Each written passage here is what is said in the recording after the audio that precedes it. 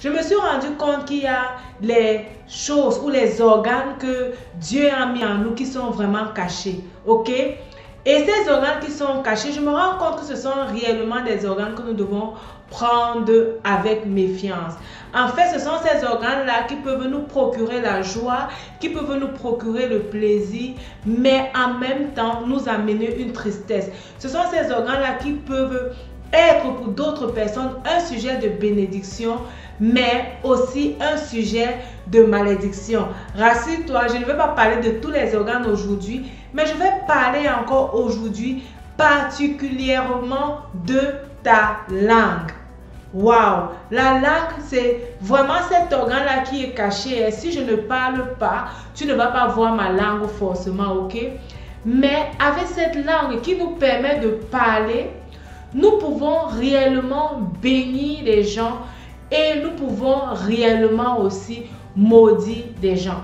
C'est terrible lorsque parfois on se rend compte que ce qu'on dit a réellement de l'effet lorsqu'on a dit quelque chose de négatif, lorsqu'on a déclaré quelque chose de négatif sur la vie d'une personne et on se rend réellement compte que cette chose arrive. Certaines personnes vont dire waouh, quand je dis quelque chose, ça arrive réellement, et ils vont être même contents de pouvoir dire que si je te dis une parole négative, ça va réellement se réaliser dans ta vie. Nous oublions et nous sous-estimons beaucoup le pouvoir de notre langue. Nous sous-estimons beaucoup le pouvoir de notre langue et c'est pourquoi nous faisons du mal, non pas seulement à nous, mais aussi aux autres. Dans la vidéo d'aujourd'hui, je vais te donner 4 astuces qui vont réellement te permettre d'utiliser ta langue pour être une bénédiction pour toi et pour tous ceux qui t'entourent. Tu vas en savoir plus, alors reste scotché.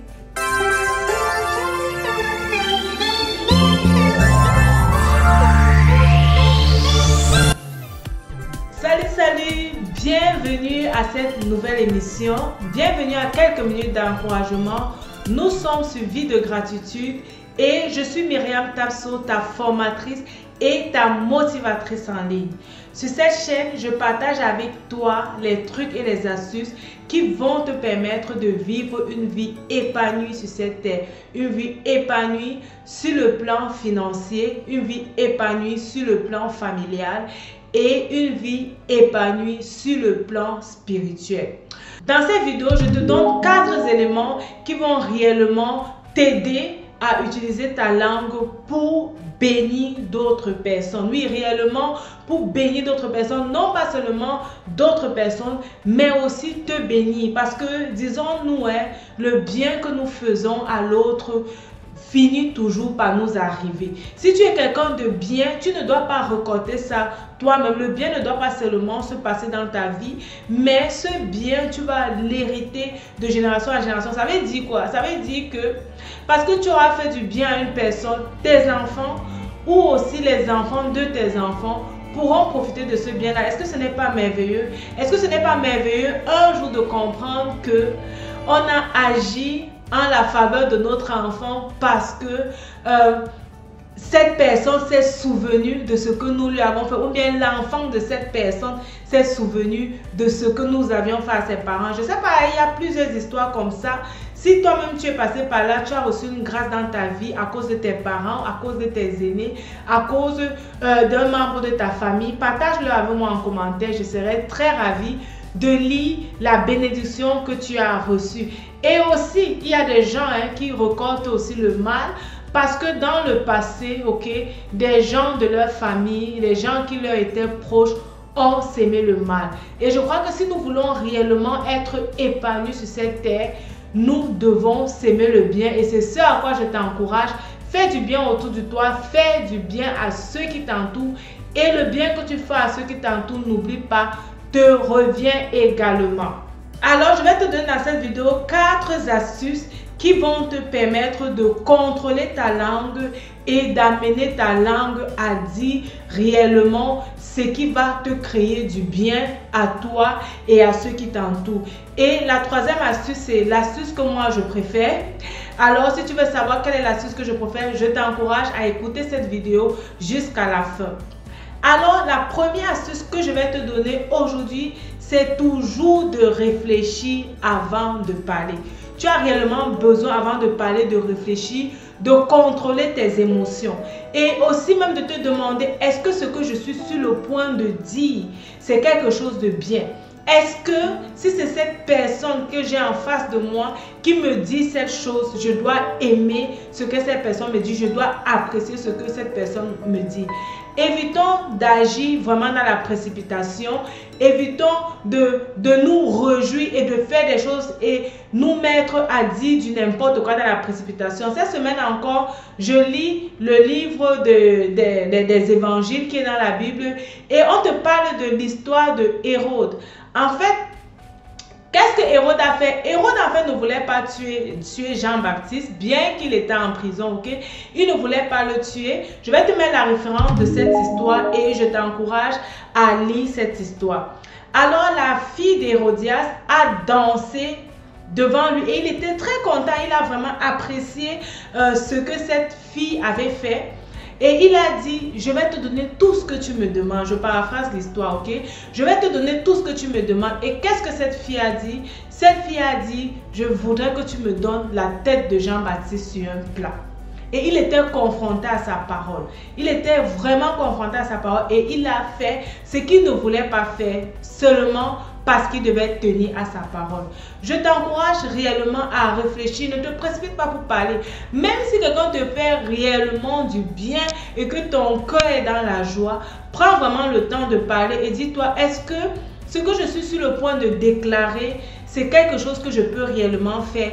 Est-ce que c'est quelque chose qui va être du bien pour moi-même ou bien qui sera aussi pour le bien de mes enfants? D'autres personnes ont dilapidé leur richesse, dilapidé l'héritage, dilapidé tout ce qu'ils avaient, leur bien, à cause d'une parole qui a été dite dans la précipitation. Peut-être tu arrives chez une femme, elle te sert un bon repas, tu manges et tu commences à lui dire, ah oui, ok, bon, tu vois la maison là que j'ai, je vais mettre en ton nom.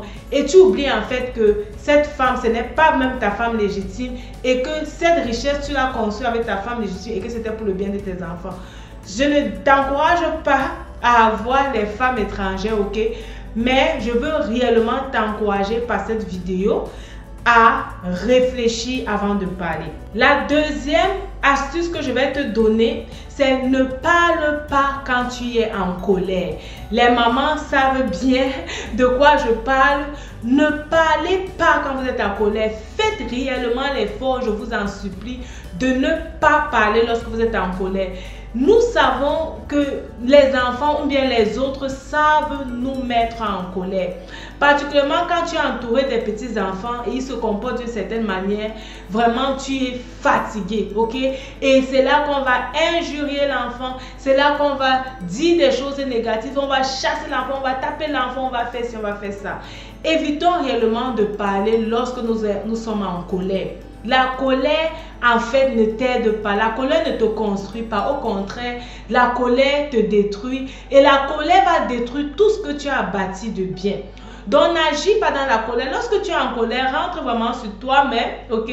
Rentre sur toi-même. Prends du temps de te calmer, de te stabiliser et de réfléchir. On vient encore dans la première astuce, de réfléchir réellement sur ce que tu es sur le point de dire ou ce que tu es sur le point de faire est une bonne chose. Alors tu vas te rendre compte que la plupart du temps, lorsqu'on est en colère, ce qu'on produit n'est pas réellement bon. La plupart du temps, lorsqu'on est en colère, il y a réellement cette bombe qui est dans notre corps et qui s'apprête réellement à exploser. Et ce qui va sortir de ta bouche, ça sera juste de l'explosion. Donc, contrôle-toi. Ne parle pas lorsque tu es en colère. Réfléchis avant de parler. Alors, on va passer à la troisième astuce. Et comme je t'ai dit, ça, c'est réellement l'astuce que moi j'aime. Pourquoi est-ce que j'aime cette astuce? En fait, c'est parce que cette astuce en fait, va te préparer à toutes les circonstances, ok? Ça ne va pas seulement se passer, se produire lorsque tu es confronté à quelque chose et que tu dois dire. Ça va être réellement un style de vie qui va te permettre, en face de ce qui est bien, en face de ce qui est mauvais, réellement de produire avec ta bouche ce qui est bien. Alors l'astuce c'est quoi? C'est de contrôler tes pensées. C'est de contrôler tes pensées parce que c'est tout ce que tu penses qui finit généralement par sortir par ta bouche.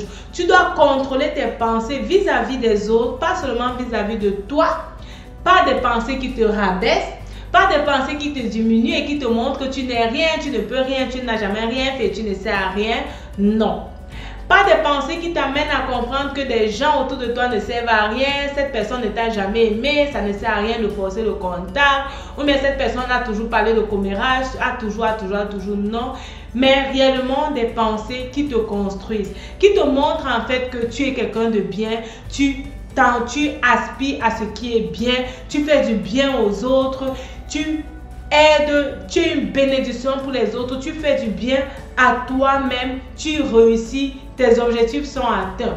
Lorsque tu as ce genre de pensée, tu produis réellement ce qui est bien. Lorsque tu as ce genre de pensée, qui va sortir de toi sera réellement ce qui est bien. C'est pourquoi la Bible va te dire dans Philippiens 4, verset 8, que tout ce qui est bon et digne de louange soit l'objet de vos pensées. Tu vois, tout ce qui mérite vraiment l'adoration, tout ce qui mérite la louange, tout ce qui amène la joie à quelqu'un, tout ce qui va amener une plante à grandir, ok? Tout ce qui va amener un enfant à bien s'épanouir, à rire, tout ce qui va amener ton conjoint à t'aimer, à savoir qu'il a fait le bon choix, tout ce qui va amener tes parents à t'aimer, tout ce qui va amener tes beaux-parents à t'aimer, tout ce qui va amener tes collègues à t'aimer, ok? Tout ce qui va amener ton chef aussi à savoir qu'il a pris la bonne décision en t'embauchant doit être l'objet de tes pensées. Et lorsque c'est l'objet de tes pensées réellement, quand tu seras confronté à une difficulté, tu vois, la première chose qui va venir de toi, ce ne sera pas le mal. La première chose qui va venir de toi, ce ne sera pas que cette personne ne m'a jamais aimé, ok? La première chose qui va venir de toi, ce ne sera pas que j'ai toujours su que ça ne devait pas marcher. Non, ok? Tu vas réellement produire du bien et tu dois savoir que réellement tu es quelqu'un de bien et que ce qui t'arrive ne peut être que pour ton bien. Alors, j'ai promis de te donner 4 astuces. Quelle est la 4e astuce que je vais te donner aujourd'hui pour contrôler sur ta langue? Tu dois être plus que jamais conscient du programme.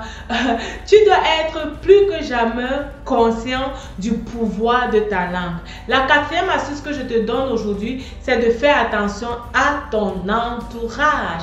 Est-ce que tu t'entoures des gens là aussi qui savent contrôler leur langue? Ok? Est-ce que tu t'entoures des gens là aussi qui savent faire du bien, qui savent dire des choses bien? Si tu es entouré des gens qui insultent, qui volent, qui disent toujours connard, mouf, va là-bas, villageois, tous ces injures avec lesquels j'ai grandi, parce que oui, j'ai grandi dans un entourage où on entendait régulièrement ce genre d'insultes, ok? Si tu t'entoures de ce genre de personnes, ce sera réellement difficile pour toi. Gloire à Dieu, Dieu a permis que je puisse comprendre ces choses que je t'enseigne aujourd'hui et que je puisse réellement travailler sur moi-même pour ne pas produire également cela. Oui, parce que si tu as grandi en écoutant ce genre de paroles, tu es vraiment disposé à pouvoir remettre également cela. N'est-ce pas, on dit que même la plus belle femme du monde ne peut donner que ce qu'elle a.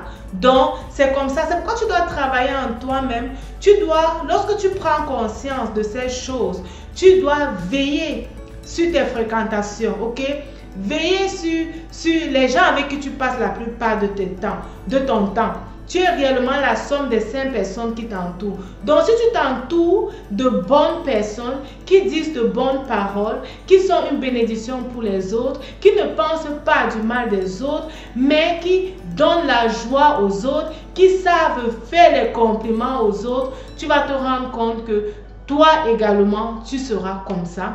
Et tu vas savoir faire les compliments, tu vas savoir penser du bien, tu vas savoir élever tes enfants réellement en leur donnant des paroles qui vont les amener à bien se développer, à être conscients de ce qu'ils sont et de ce qu'ils peuvent réaliser. Dis-moi ce qu'il en est de ton côté. Est-ce que tu es entouré réellement de personnes qui te challengent ou alors tu crois que dans ce domaine-là, tu dois encore faire des efforts, ok? Ou alors dans ce domaine-là, tu as encore besoin des gens qui vont t'encourager, des gens qui vont t'aider, des gens qui vont t'amener à réellement être une bonne personne. Laisse-moi ton commentaire et je serai ravie de te lire et de te donner également mes conseils sur le sujet. Rappelle-toi, ta vie c'est un don de Dieu et la façon dont tu la vis c'est un don que tu fais à Dieu. Que Dieu te bénisse. N'oublie pas surtout de t'abonner si ce n'est pas encore le cas et de partager la vidéo autour de toi. À la prochaine. Bye bye.